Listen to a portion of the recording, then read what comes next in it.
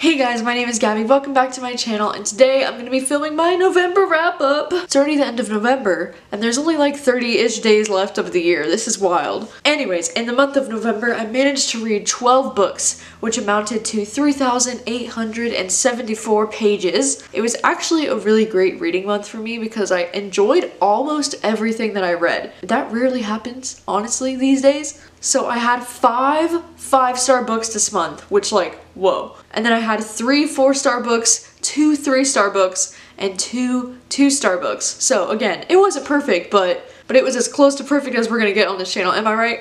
And then for genres, I read 5 nonfiction books this month. I kind of participated in Nonfiction November without even trying to. And then I read 1 horror novel, 1 historical fiction novel, 1 sci-fi thriller, and 3 romance novels. And then for male versus female authors, I read 3 male authors this month and 9 female authors. You know, I'm pretty impressed that I was able to read 12 books this month, considering the fact that I didn't read my first book until I was on the way home from New York. So I didn't finish my first book until November 9th this month. So I took a reading break for the first 9 days of the month. And so the first book I was able to read is the poetry collection, actually, called The Mermaid's Voice Returns in This One by Amanda Lovelace.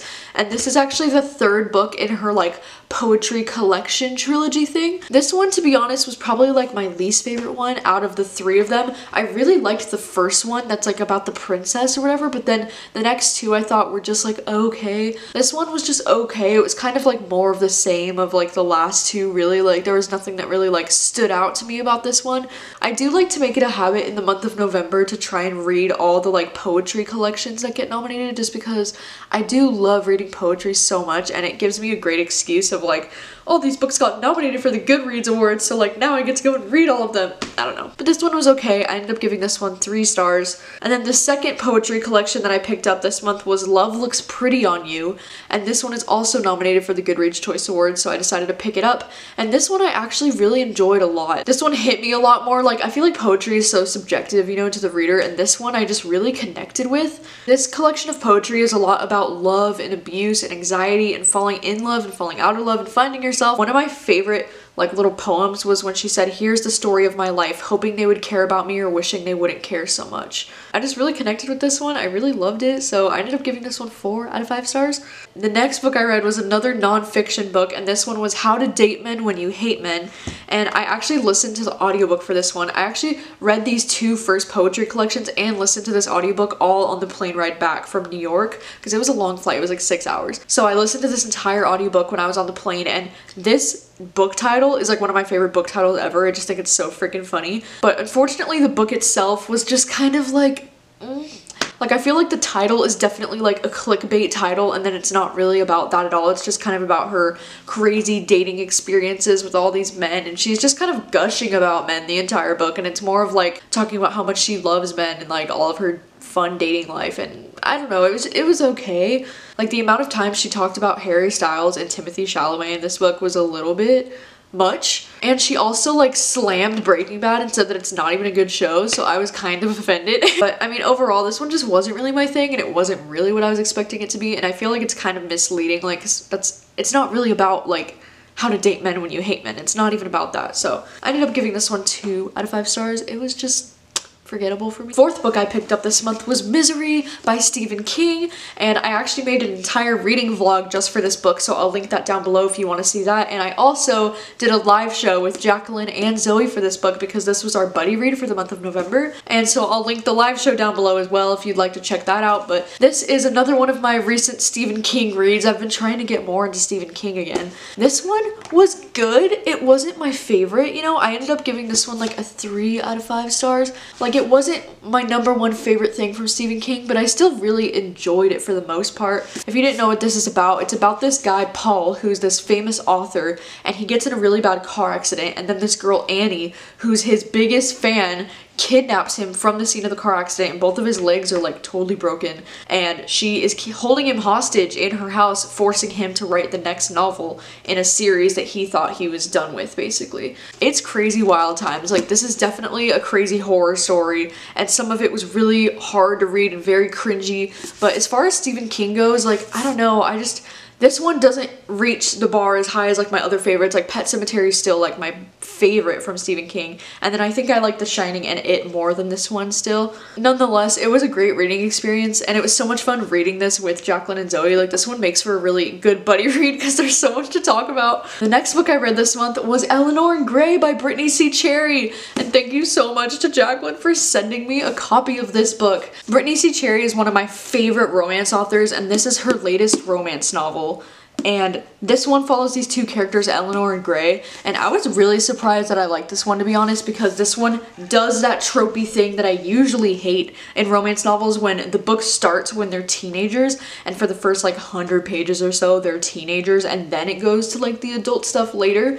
But for some reason in this book it just worked so well, and like when these characters are teenagers and they meet for the first time, they're both going through some really horrible tragedies, and so they kind of like lean on each other for support through those tragedies. And then when they meet again as adults in the future, they're both going through more tragedies, and it's just like they're always like finding each other in life when they need each other the most, kind of, and it's just so beautiful. And this is definitely one of those romances that'll make you cry like 50 million times because of course it's Brittany C. Cherry and what else do you expect? But this one was really good, and I think the thing that I loved the most about this book is Eleanor's relationship with both of her parents, because right in the beginning of this book, like right away, we find out that Eleanor's mom has cancer. It's like literally on like the 3rd page, and so I'm sure you can imagine all the struggles that Eleanor goes through, and she's just really close to her parents like in the way that I am, so like I just can't even imagine being put in her situation in this book. Like that part of the book really spoke to me,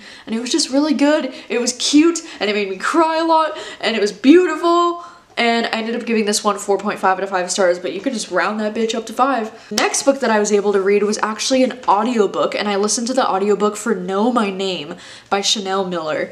And this audiobook was such an incredible audiobook. Like honestly, I feel like this should be required reading for people because it's so freaking good. And I know this is another like nonfiction book, and this one's actually also nominated at the Goodreads Choice Awards. And I've been hearing about this book nonstop because it's about this girl named Chanel Miller who was going to Stanford or Harvard, I can't remember, but like one of the big Ivy League schools, and she got raped behind a dumpster by this like super popular jock dude on the campus. And this book is kind of about her journey as she dealt with like the repercussions from that and like the backlash from the media after that, and like her struggle through court as she was trying to get justice. And this book is a lot. I mean, obviously there's a lot of trigger warnings for very hard to read things like rape, and like it's not an easy book to read, but it's so good, and it's so important for people to see how we treat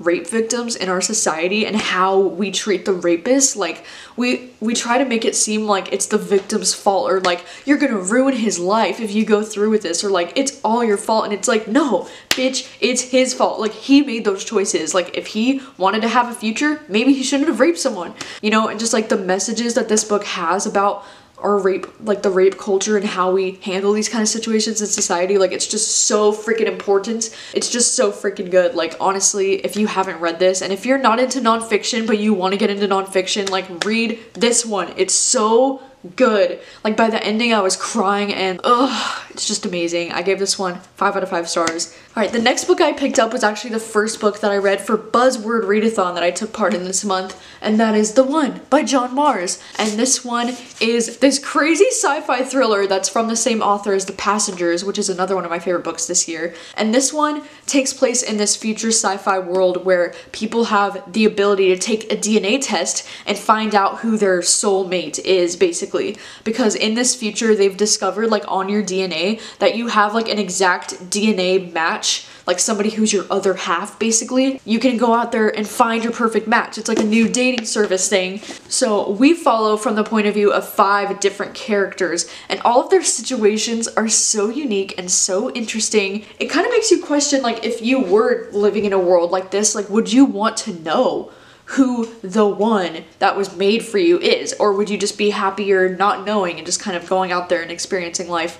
as you think it should be, or like what, you know? And my personal favorite storyline to read in this book was probably Christopher, because Christopher is a serial killer, and it's just so fascinating trying to see him like find his match and like go through the whole process. Oh my god, it's crazy. And then I also really loved Nick's storyline. Like Nick's storyline was also my favorite because my freaking heart. This book was freaking great. I thought it was so much fun to read. Like this concept is just so cool. This one I also ended up giving 4.5 out of 5 too, and the only reason why I knocked off half a star is because I felt like 2 of these storylines I wasn't super invested in, at least not until the very end, because they all really got interesting finally towards the end, and then it just turned into such a fast-paced, crazy thriller. But like in the beginning, it took me a really long time to get invested in 2 out of the 5 stories. So that's like a little nitpicky thing, but besides that, you can round this shit up to 5 too, because it was so freaking good, and definitely one of my favorites of the year for sure. Alright, the next book I read was 30 Dates and 30 Days by Elle Spencer. This is another one that I read for the Buzzword Readathon.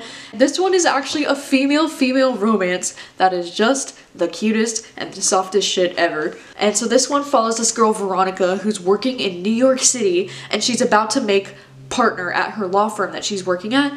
And then her assistant signs her up for this program that's like 30 dates in 30 days. So she's gonna go on a date with 30 different girls in these 30 days.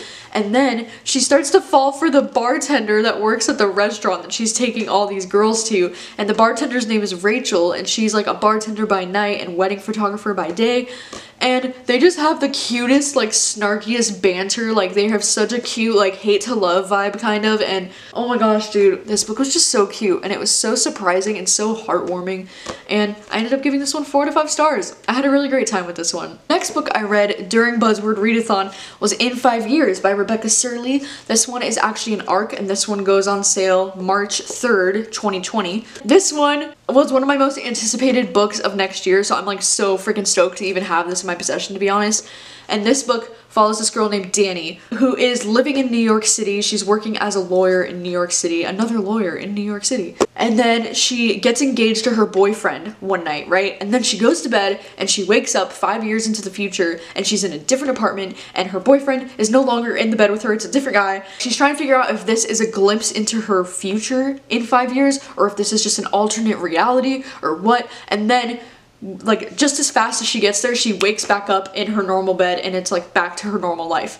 And this book is so good. I feel like if you go into this book with the wrong expectations, I can see how some people are not liking this because they're going in thinking it's gonna be some crazy time travel-y cool book, but it's honestly just a contemporary romance story. Like that event that takes place at the beginning of this book is the only time travel aspect in this entire book. So as long as you go into this book knowing it's gonna be a soft contemporary romance novel, then I think you would enjoy this more. I actually like wasn't even a huge fan of the romance happening in this book. I was mainly a huge fan of the friendship happening between Danny and her childhood best friend Bella. I just loved their friendship so much, and this book honestly reminded me so much of the book One Day in December. So if you really loved that book, like it's kind of cute and cheesy and romantic and whatever, like it kind of gave me that same vibe as that book. I just had a really great time reading this book. This book honestly just like lifted my spirits after a really stressful week. I ended up giving this one 4 out of 5 stars. And I would highly recommend this if you're in the mood for like a contemporary romance, you know? It was very like Maybe in Another Life by Taylor Jenkins Reid meets One Day in December. Like that's the kind of vibes it gave to me. Like, the next book that I finished was another audiobook, and this was On Writing by Stephen King. And this is another nonfiction book that I picked up this month, and this is one that I've been wanting to read for freaking years. Not only because I've been trying to get into more Stephen King lately, but also because I'm an aspiring writer myself, and listening to this, like everybody was saying like if you want to be a writer, like listen to this book or like read this book. Oh, this book is freaking so great. Not only because I loved hearing stories from like Stephen King's childhood and like all of his crazy things that have happened to him in his life. I liked hearing like the personal stuff, but then he also had some like really solid advice, and like it just really honestly inspired me to want to write, and like I just want to write and do all of the things. And this book is just very like motivational, and it's also very real. It's not like bullshitting you like I feel like a lot of writing advice books kind of do.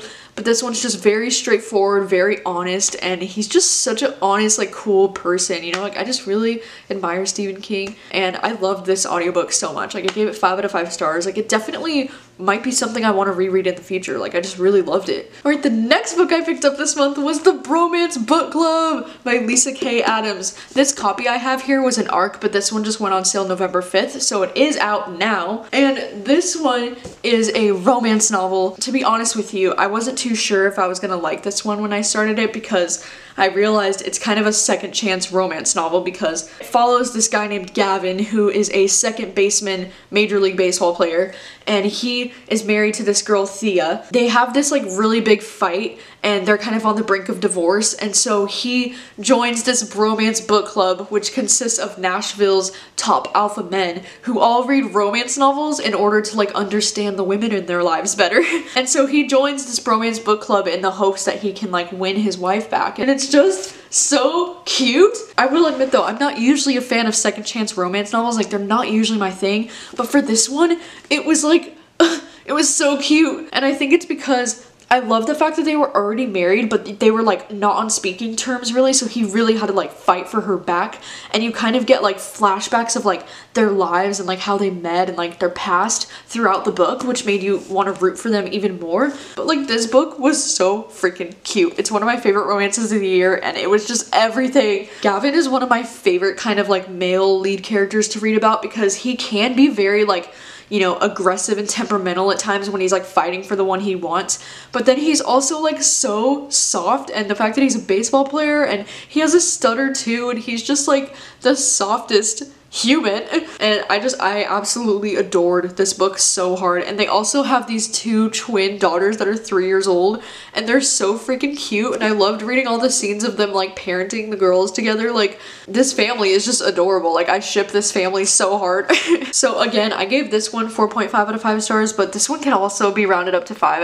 I'm just picky with my ratings, but honestly, this one was so good. Alright, and then the last final book that I read this month was City of Girls by Elizabeth Gilbert. Unfortunately, I actually ended up DNFing this one about like 250-ish pages into it. I was actually listening to the audiobook for this one as well and reading some of it partially, but mostly the audiobook, and I just can't do it anymore. I can't. This is a historical fiction novel that I really expected to love because everybody's comparing this book to Evelyn Hugo, and it takes place in New York, so I thought it was almost a guarantee that I was gonna like love this book, and I honestly would have put this book in like a 5-star predictions video, but oh, this book was not it for me, dude. And I feel like historical fiction is so hit or miss for me, like, but this one was just, oh my god, it was so slow, and the main character was driving me freaking nuts because all she talked about is like her sex life and like losing her virginity and like having sex with all of her friends and all of her friends who were like obsessed with themselves in the mirror, and like it was just boring and it was the same shit over and over again. I think I realized that I'm not a huge fan of reading about the theater scene. Like, I just don't really care about theater that much. I love reading about like movies and film sets and like directors and things like that if they're involved in movies, but I guess if it's like theater, then it really doesn't work for me for some reason. Like, I don't know, I just don't care about like acting, I guess, if it's on a stage. Like, I don't know what the difference is really, but like, I don't know, maybe it's also because this book took place in 1940, so like maybe I would like a theater book if it was like a present day book. I don't know. I mean, I did love the like scenery of New York in this book, you know, like there definitely was some like vivid description of New York, which I really liked, but I just couldn't get through this. Like, it was just so boring, and it was gonna put me in a reading slump, to be honest, and I just can't do that right now. So this was a DNF for me. I ended up giving this one 2 stars. It just wasn't for me. That's what it comes down to at the end of the day. It just was not for me. Those are all the books that I read in the month of November. I actually had a really great reading month this month. I mean, despite some like disappointments, like City of Girls was definitely my biggest disappointment this month, but the Bromance Book Club was such a surprise. Did not think I would absolutely love the shit out of this. And I don't know, I feel like I had a lot of really great books this month, a lot of 5 stars, a lot of great nonfiction, just all around a great reading month. And I'm glad too, because it's probably my last like full reading month of this year, you know, because December is just gonna be wild. Those are all the books that I read in November. Please let me know what your thoughts are on any of these books, or if you're looking forward to reading any of these books. And also let me know, what did you read in November? How many books did you read in November? What was your favorite book that you read this month? And what was your least favorite book that you read this month? That is all for this video, so thank you so much for watching as always, and I will see you guys soon with a new video. Bye!